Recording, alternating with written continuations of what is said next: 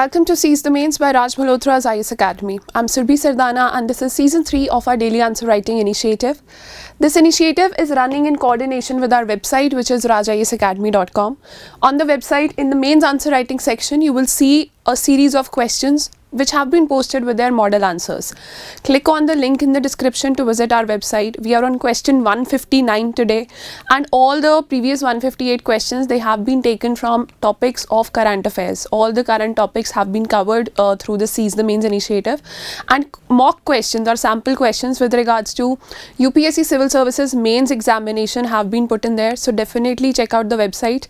Also, after watching this video, the question would be available on the website itself. So read the answer and try to write your own answer. Write your answers from your offices, workplaces, home, library, wherever you are comfortable writing, and then just send it on our website. Post it in the comment section, which appears under every question. So post the answer for today or for the previous week if you feel like you're comfortable with writing answers to the previous questions. Do send us answers to previous questions as well. In the next few days, our team will evaluate your responses and respond back to you with their feedback entirely free of cost. So yes, let's get going. The topic for today is International Union for Protection of New Varieties of Plants, or Convention, or which is popularly known as the UPOV Convention. India has not signed this convention and India is feeling a lot of pressure to sign this convention. The topic is very small.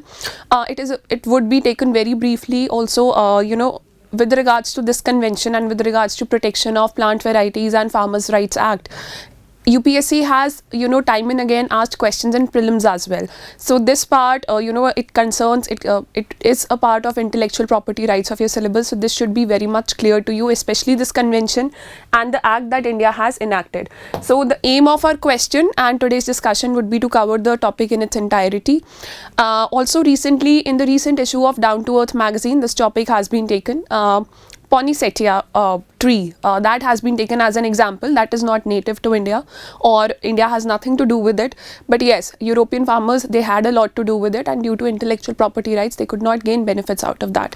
So there have been examples discussed of New Zealand also and India specifically. So definitely refer to that article. The link would be present in the description if you have access to Down to Earth magazine.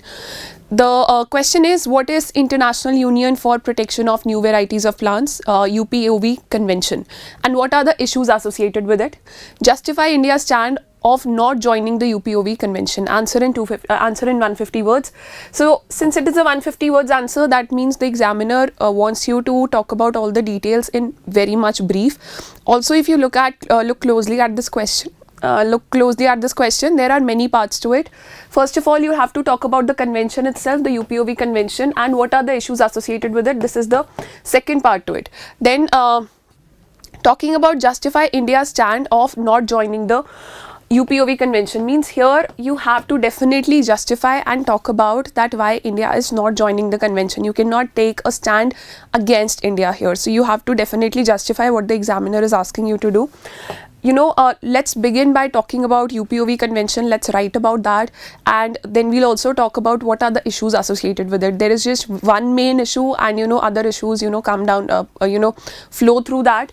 And this justification part, India's justification part, this would be taking a lot of words. That would be the main part of our answer. So International Union for Protection of New Varieties of Plants Convention, it is a treaty created outside the United Nations to provide a regulatory system for protecting plants. This is exactly from your Down to Earth magazine. So UPOV's mission is to provide and promote an effective system of plant variety protection with the aim of encouraging the development of new varieties of plants for the benefits of society. So here you have highlighted that what the UPOV Convention aims to do. You cannot take a stand against UPOV in the introduction itself. Talk about its benefits, talk about its features. So the UPOV Convention provides the basis for members to encourage plant breeding by granting breeders of new plant varieties an intellectual property right. And what are the breeders that have been identified? The breeders' right. In the case of a variety protected by a breeder's right, the authorization of the breeder is required to propagate the variety for commercial purposes. Otherwise, it would be breach of intellectual property rights of that breeder. So, there are a lot of new types of seeds, new types of plants that are being created with the help of, cross pollination or other methods, genetic engineering, whatever. which can give you high yield, or that can prevent the crop from insects or pests. So definitely these seeds, they require a lot of rights. They need intellectual property rights. They need protection when it comes to protecting seeds and plants that are germinated. So UPOV just aims to protect those rights definitely. But there are issues associated with it, because members joining UPOV have to enact a compatible national law. Yes, that's fine. Although this convention protects breeders' rights, but it bars farmers from reusing saved seeds or exchanging them with other cultivators. So what is the problem here? That why if farmers can't reuse saved seeds, or cannot exchange them with other cultivators, then what is the problem? The problem is with poor countries or with agricultural countries, because it does not usage of seed does not go in parallel with capitalism. Basically, how agriculture functions, how farmers operate in a community, they exchange seeds with their neighbors, they share seeds with their neighbors, and they also reuse the seeds which have been saved by them. Especially countries like India, which have a lot of poor farmers, so they face this issue when it comes to UPOV Convention. So as a result, just 76 members have signed, and many of these did so because of pressure when signing bilateral trade agreements with the developed countries. Developed countries, your European Union, US, Japan, and the European Free Trade Association. Now see, these are the countries where all the genetic engineering is happening. Most of the genetic engineering is happening here. New varieties of plants, new breeding is happening here. New varieties of plants which require intellectual property rights are happening in these countries. They're being developed in these countries. But which are the agricultural nations? US is not an agriculture based economy. New Zealand is. India is. We are an agricultural based economy. A lot of people in India, they depend on their livelihoods on agriculture. So see, if you keep on giving intellectual property rights for every plant breed, and you're not allowed to reuse the seeds or share it with your neighbors, or reuse those seeds in times of need, then that does not go in parallel with farmers' rights. So what India did was, India enacted its own rights. India enacted its own act, which was known as the Protection of Plant Varieties and Farmers' Right Act of 2001. India did not join UPOV. Instead, India enacted this particular act. So let's talk about the justification part, that how do we justify India's stand. So first of all, when India joined WTO, with the world WTO's all-encompassing IPR agreement, your TRIPS is there, trade-related aspects of intellectual property rights. Mark this in capital here, not in small letters.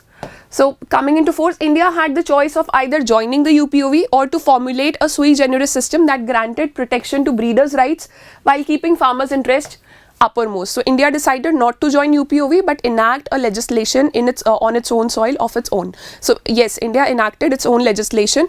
So the latter option was rejected.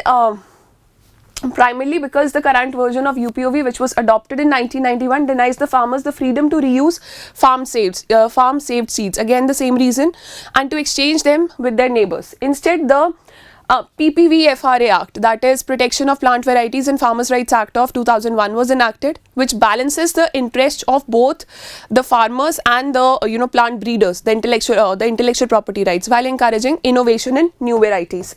See, now both of the things are needed. You need to protect farmers' rights also, because we have a lot of poor farmers. You need to provide intellectual property rights also to the new breeders, whether it's a scientist, a researcher, or a farmer himself. So whosoever is bringing up new varieties of plants or seeds, those rights also need to be protected, because if you do not protect intellectual property rights, then new varieties will not enter your country. New varieties will not enter your country, and with old varieties there is a problem of yield and there is a problem of pest attacks. So with PPVFRA, India introduced a chapter on farmers' rights, so which has three legs. One, farmers are recognized as plant breeders and they can register their varieties also. So farmers' rights are recognized here.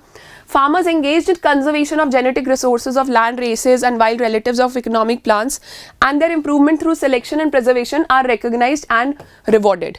The third one is protecting the traditional practices of farmers of saving seeds from one harvest and using the saved seeds either for sowing for their next harvest or sharing them with their farm neighbors. That right has been protected here, and this is this is where all the problem lies. The case that was there with PepsiCo.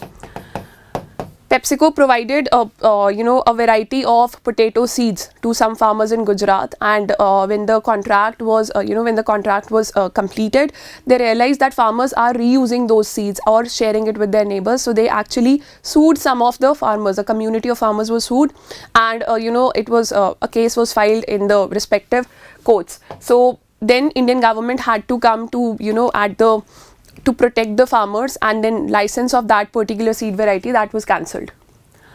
So yes, in the conclusion, what you can talk about, see, justification part is done. How is it happening? Why is it happening? It's just one line answer, that why justification of why is there a justification? Because first of all, though we have not joined UPOV, we have enacted a legislation of our own. Secondly, UPOV does not go well with how farming operates in India, how farmers operate in India. So in the conclusion, talk about, give some analysis of the above situation, or talk about what you have been thinking about this. For example, enacting this legislation now, we are getting a lot of pressure from Europe as well, European Union or Europe, because we want to sign a free trade deal with them. So we are getting a lot of pressure to join the UPOV, and on the other hand, we have to balance it with farmers' rights as well. So the above legislation has not been to the liking of developed countries, and India has faced pressure constantly to join UPOV. The standoff with PepsiCo, this is the story of Lay's chips that we were talking about. You can just Google it in the Google News section. If you type PepsiCo, intellectual property rights, and Lay's chips, farmers of Gujarat, you will definitely be able to figure out this article, which attempted to enforce its IPR on 2 of its registered potato varieties, has opened India to further pressure.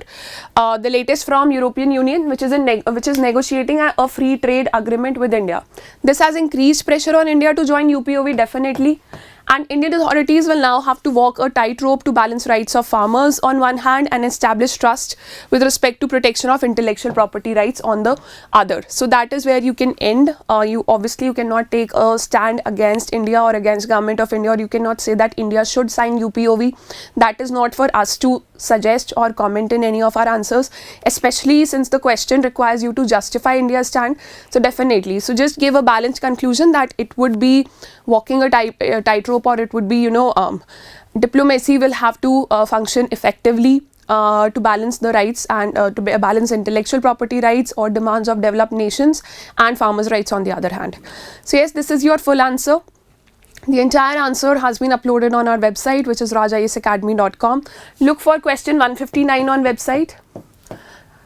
Look for question 159 in the mains answer writing section. Here on this tab, click on the mains answer writing section, and you will you'll be able to read out the entire answer that we discussed right now. Also, post your answers. It's weekend, you'll have more time. Try to write at least this answer. This contains, very small information, and it's a very interesting topic, just 150 words answer. Definitely try to share your answers, and we await for your answers. We eagerly wait for your answers, and our team will evaluate them, respond back to you with their feedback entirely free of cost. So stay tuned to Seize the Mains. I will see you on Monday at 9 p.m. with another topic from current affairs and another question answer discussion. All the best and keep working hard.